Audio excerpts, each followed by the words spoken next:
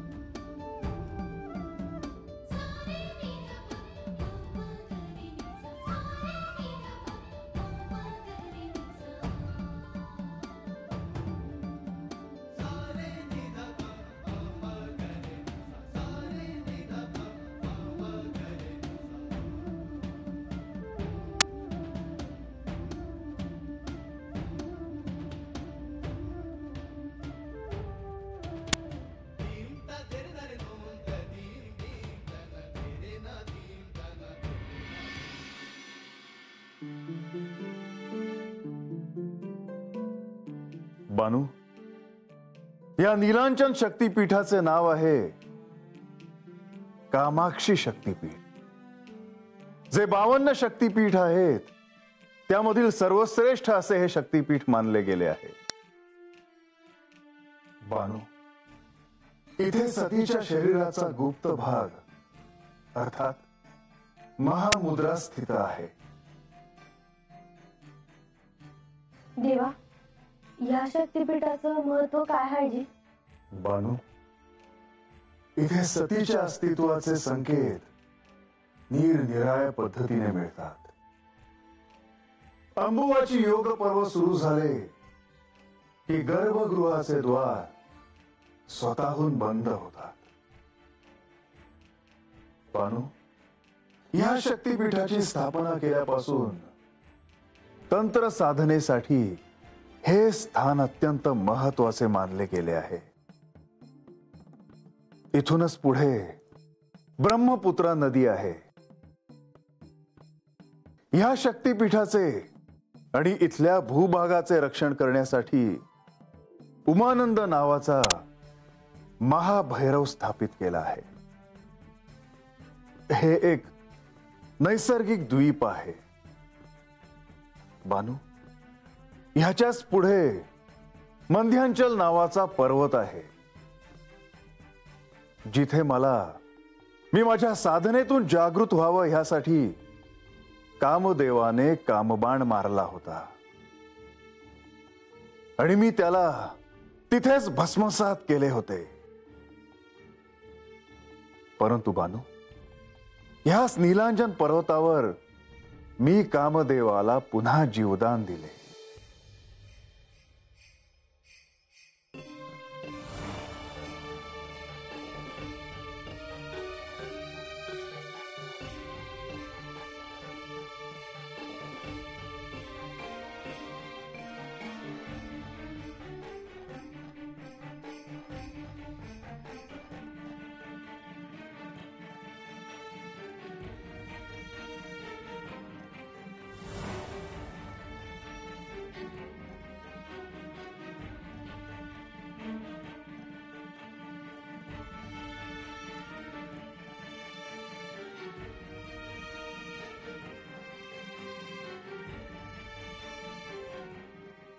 बानू, आता आपल्याला आणखीन काही शक्तीपीठांकडे जायचे आहे.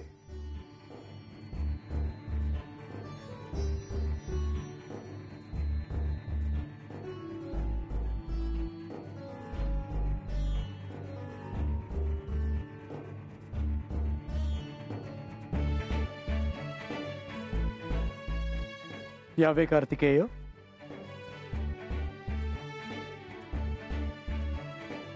प्रणाम श्री विष्णू. शुभम भवतु. देव पायथ्याशी गेले आहेत. हो, मी पाहिलं. आज त्यांच्या भेटीचा योग नाही असं दिसतं आहे. तरीही आपण जेजुरी गडावर आलात हे उत्तम झालं. मातेची भेट होईल ना? हो, परंतु अजून त्या देवघरातून बाहेर आल्या नाहीत. भृगु ऋषी आणि माझी भेट झाली. श्री मल्हारी आणि श्री म्हाळसा देवी यांच्या अवताराची समाप्ती लवकरच होणार आहे. असं त्यांनी सांगितलं. अर्थात आपल्याही अवताराची समाप्ती होईलच. मला तिथी ठाऊक नाही, परंतु तरी देखील मी आलो. हो, हे सत्य आहे. तिथी निश्चितीमध्ये अडथळा आहे. आता काय विघ्न असू शकतं? बाणाईला अजून सत्य समजले नाही. त्याचे काय करायचे हाच प्रश्न आहे. श्री खंडेराय बाणाईला घेऊन कुठे गेले आहेत का? शक्तिपीठांचं दर्शन घडवायला. आतापर्यंत हे घडायला हवं होतं, पण यात काही विलंब होणार नाही ना? नाही, श्री माहेश्वरदेवींनी त्यांचा निर्णय घेतला आहे. आता कायच निर्णय घे. आणि श्री खंडेरायांनी बाणाईला सत्य कळावं म्हणून प्रयत्न सुरू केले आहेत. ते व्यर्थ जाणार नाहीत. असंच घडावं. मातेला कधी एकदा भेटतो आहे असं झालं आहे. आपण आधी त्यांची भेट घ्यावी, नंतर आपण बोलू. शुभम भवतु.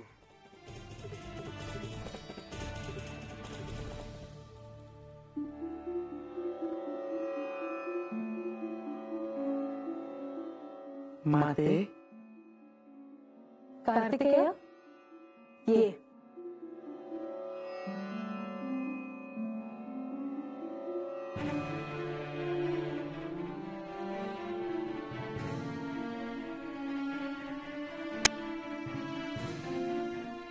माते, तुला भेटण्याची अतीव इच्छा झाली म्हणून आलो.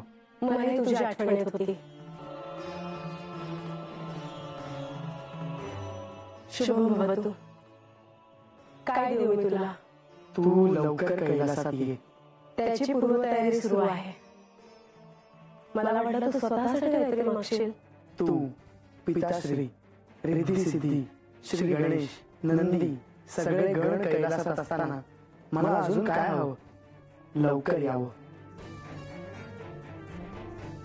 हो कार्तिकेय, निर्णय तर झाला आहे, पण इथून असंच निघता येणं सोपं नाही. मला त्याची कल्पना आहे. आम्ही इथून कैलासात प्रस्थान करतो आहोत हे जेव्हा इथे लोकांना कळेल तेव्हा त्यांना ते सहन होणार नाही, आणि हे हाताळणं कठीण आहे. काहीही झालं तरी प्रजेला आम्ही आपत्याप्रमाणे सांभाळलं आहे. आम्ही सदैव इथे नसू हे स्वीकारणं त्यांना अतिशय अवघड जाणार आहे. परंतु तुम्ही कैलासात जरी असलात तरी शक्ती रूपाने इथेच असणार आहात हे त्यांना पटवून द्यावे लागेल. कार्तिकेय, भक्तांच्या सगुण भक्तीला कसं पटवून देणार? आपले आराध्य सदैव आपल्या समोर आहेत याची त्यांना सवय असते, आणि इथे तर बिकट परिस्थितीतून जनजीवन सुरळीत केले आहे. त्याचे मूल्य काय आहे याची त्यांना कल्पना आहे. पण देव जर इथेच असतील तर त्यांना कसलेही भय बाळगण्याची आवश्यकता नसते. आणि बाणाई, तिचं काय होणार ठाऊक नाही. माते, तुला सत्य कळले आहे, पण ती घटना वेगळी होती. तू तात्काळ सारं काही समजून घेतलंस. तिला हे सोपे जाणार नाही. हो, मला त्याची कल्पना आहे. माझी एक इच्छा आहे, प्रस्थानाची तिथी लवकर निश्चित करावी. हो, पण यांना तर आधी येऊ दे. आणि श्री विष्णू आणि लक्ष्मीदेवी देखील आहेत, त्यांच्याशी बोलावं लागेल. मी वाट पाहतो. घोषणा झाली की वायुदेव माझ्यापर्यंत वार्ता पोहोचवतीलच. त्याप्रमाणे मी कैलासात स्वागताची तयारी करतो. हो, आज्ञा असावी. कार्तिकेय, आलाच आहेस तर भोजन करून जा. आता तुझ्या हातचे भोजन गणांसोबत कैलासातच.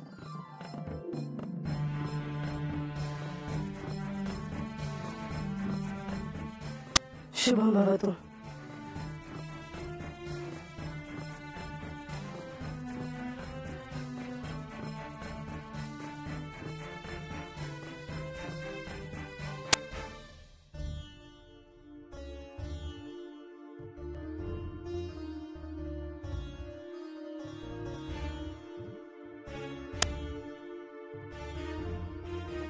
देवा, हे कुठलं शक्तीपीठ आहे जी?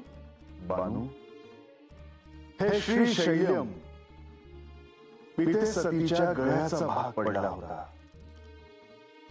ह्याला भ्रामरी असे देखील म्हटले जाते.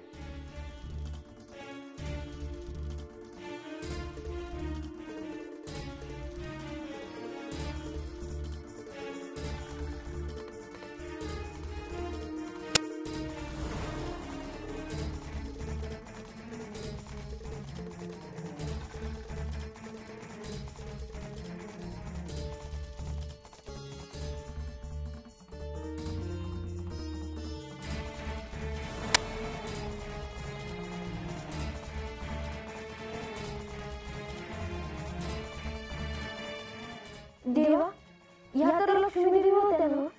त्या आता कशा? बानू, या इथे आदिशक्तीने साक्षात महालक्ष्मीचे स्वरूप धारण केले होते.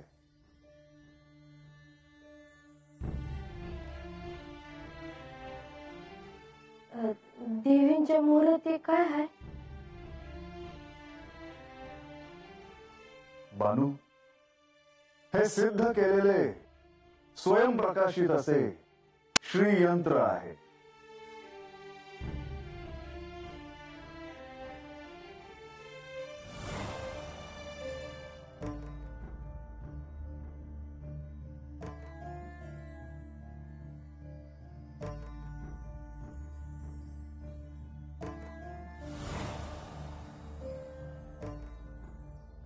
ह्या कोण होत्या? बानू, त्या अगस्त्य ऋषींच्या पत्नी होत्या. भ्रामरी देवीच्या गर्भगृहात त्यांना विशेष स्थान आहे.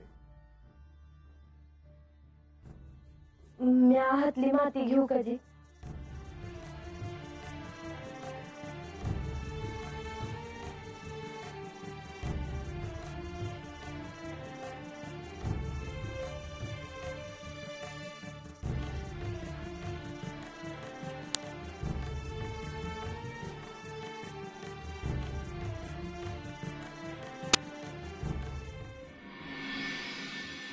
आव, जरा बेगी करा की काम तुमचं.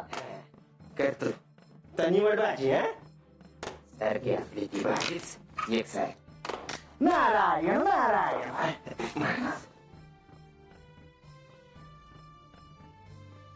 शुभम भवतु. सकाळी झाला असा बरं झालं ती सुगवताना तुमचं दर्शन झालं. ती नारायण नारायण. या की मी असाच आलो होतो. म्हटलं तुम्हा सर्वांना भेटावं आणि मग पुढे जावं. अहो पण बानू नाही हत. हो, कुठे गेली? बानू म्हणली का कुणाच सांगायचं नाही म्हणून. असं काय नाही, त्या देवांसंग शक्तीपीठाचं दर्शन करायला गेले आहे. नारायण नारायण. बर, तुम्ही सगळे बानू नसताना भेटलात. महाराज काय झालं म्हणजे काही काळजी करण्यासारखं नाही नव. नाही, परंतु आता इथून पुढे प्रत्येक क्षण बानूसाठी अत्यंत महत्वाचा आहे. तिचे काय होणार हे कोणालाही ठाऊक नाही, परंतु आता तिला शक्य तितकं जपा.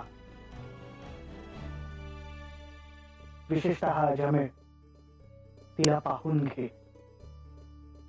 ती इथून गेली तर पुन्हा दिसणार नाही.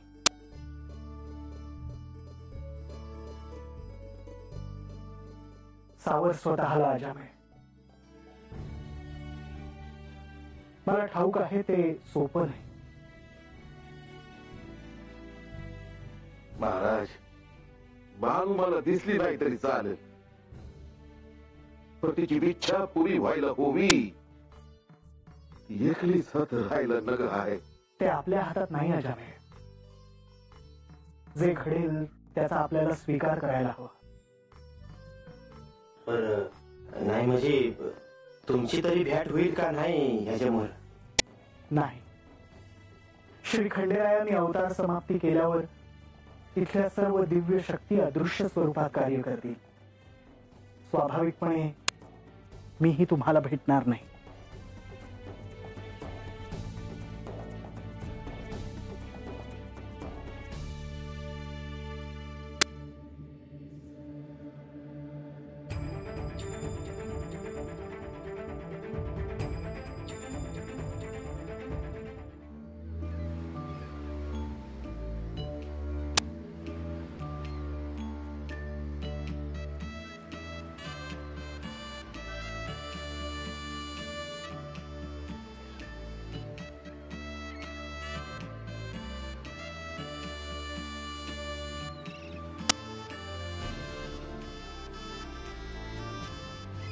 बानू, सतीच्या ह्या रूपाला कन्या देवी अथवा कन्याकुमारी असे म्हटले जाते. हे क्षेत्र कन्याकुमारी आहे. देवा, मला एक प्रश्न पडला आहे. बानू, मनात कोणताही संकोच न ठेवता विचार. देवा, तुम्ही मला या संध्या शक्तीपीठांचं दर्शन घडवताय, तर त्यामागं काय बाय कारण असणार. देवा, मला हात आणण्यामागं काय कारण असणार. बानू, योग्य प्रश्न विचारलास. बानू, सतीच्या शरीराचे भाग ज्या ज्या ठिकाणी पडले त्या त्या ठिकाणी मी ही शक्ती स्थळ स्थापन केली. या इथे सतीच्या पाठीचा भाग पडला होता. बानू, तुम्हाला विचारलेस ना की मी तुला ह्या स्थानी का आणले म्हणून. बानू, ह्या शक्ती स्थळासमोर श्रद्धेने शरण गेल्यास मनातील राग, लोभ, निग्रह, द्वेष सर्व काही दूर होतात अथवा त्याची तीव्रता कमी होते. बानू, आता तू देखील तुझ्या मनातील विकार इथेच विसर्जित करून टाक.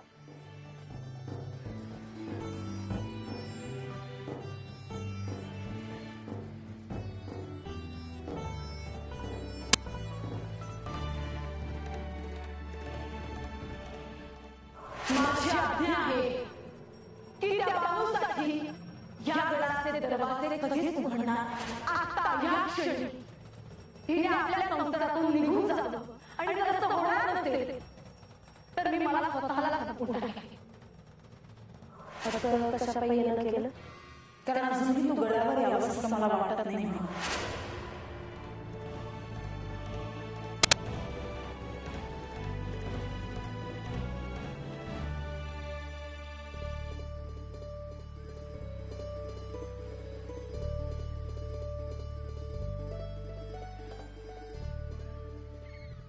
बानू, मनुष्याचे भोग भोगून झाल्यानंतर त्याने मोक्षाची आकांक्षा ठेवावी, परंतु त्याआधी त्याने आतून संन्यस्त होणे हे अत्यंत आवश्यक आहे. मी तुला या इथे घेऊन आलो कारण या शक्ती स्थळाचा तुला आशीर्वाद मिळावा, कारण ही स्वतः संन्यस्त आहे. ही देवी कन्याकुमारी आहे. बानू, जो कोणी संन्यस्त हिच्या समोर श्रद्धेने शरण जातो त्याला ही देवी प्रसन्न होते.